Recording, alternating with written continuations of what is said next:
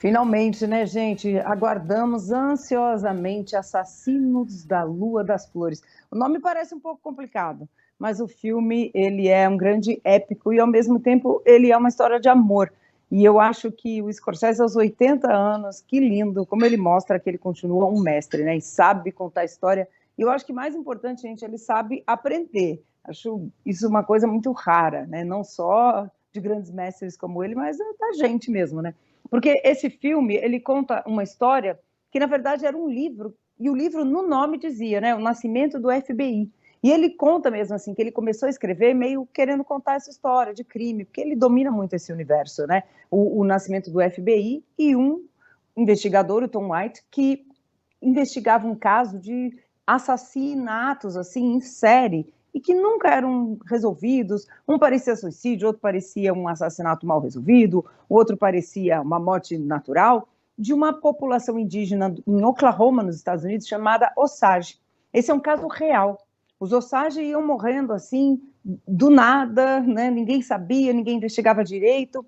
E por quê? Porque eles eram detentores, na terra deles foi descoberto petróleo, eles se tornaram mesmo as pessoas mais ricas do mundo naquela época, que é a década de 20. E aí a gente vai entendendo que esses assassinatos, né, não são tão aleatórios, as mortes não são aleatórias, porque a população branca do local está tentando dizimar mesmo, vai casando com os indígenas, vai matando para ir herdando essas riquezas e essas terras. Quem é um personagem muito importante aí, onde entra a história de amor, é o personagem do Leonardo DiCaprio, que é um cara que volta da Primeira Guerra, vai morar com um tio, que é um fazendeiro rico da região, que é o Robert De Niro, né, que vive, e aí ele vai entrando nos planos desse tio. Ele casa com uma indígena, que é a Molly, vivida por uma atriz muito incrível, a Lily Gladstone, e aí ele vai entrando nessa teia do tio.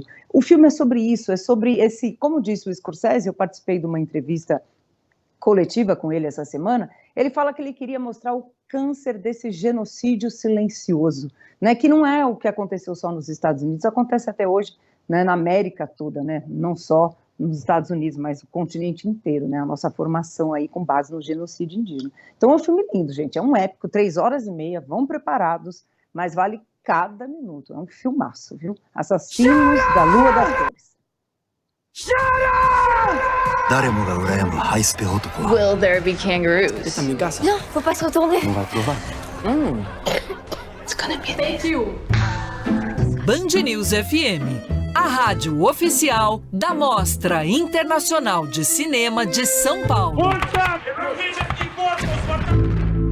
Tomamos um susto com essa vinheta, mas é para marcar bem um dos eventos mais legais do ano no calendário de São Paulo e do Brasil também. A Mostra de Cinema tem dica da Mostra, né, Flávia? Tem muita coisa na mostra, né, gente? 360 filmes. Quem ouve a Band News já está acompanhando toda essa programação, né? Tem muito destaque para a gente acompanhar. Mas eu acho que é interessante a gente ficar de olho nos pontos aí e fazendo a nossa própria programação. Eu destaco, né, o filme que venceu o Festival de Cannes esse ano, Anatomia de uma Queda, que é um filmaço aí, um filme francês, abriu a mostra para convidados ontem, né? Um filme dirigido pela Justine Triet, e é um filme que conta essa história para a gente de um casamento, né? De uma família pequena, assim, a mãe, o pai e o filho, um dia, eles têm um pequeno desentendimento, como qualquer casal tem, e logo depois esse cara, esse pai dessa família, cai do telhado e morre. Então, a partir disso, a gente começa a ver a anatomia dessa queda desse cara.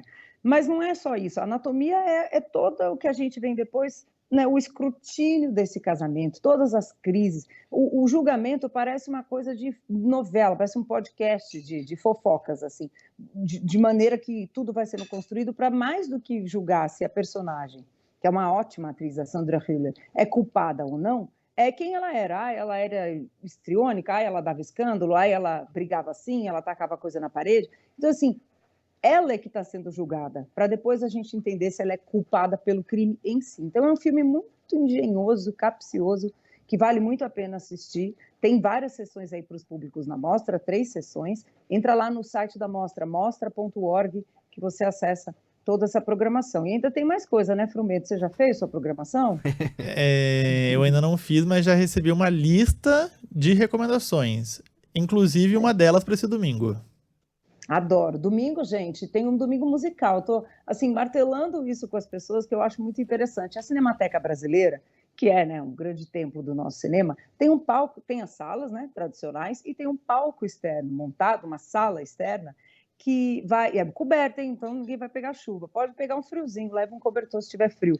E vai ter várias sessões lá. No domingo, a gente tem um domingo musical. Vai ter sessão do filme sobre a Dona Irã Barbosa, né, saudosa maloca, aí, o grande sambista, com o Paulo Miklos, e aí vai ter, né, uma apresentação, né, dos sambas do Adoniran. Logo depois tem a biografia de ficção do Sidney Magal, finalmente chegando às telas, e uma palhinha, um pocket show do Sidney Magal ali.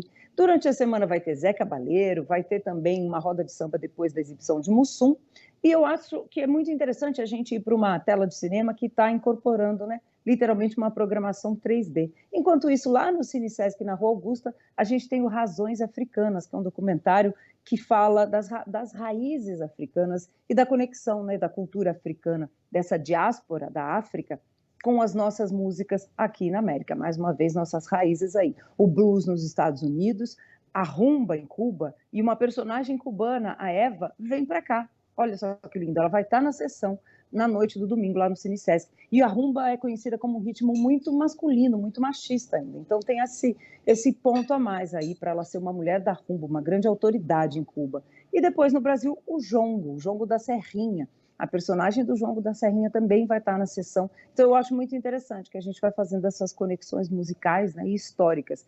Quem curte, o filme é do Jefferson Mello, eu acho que ele é muito interessante, faz um recorte muito especial aí para quem curte cinema de documentário, que também está forte na mostra, viu?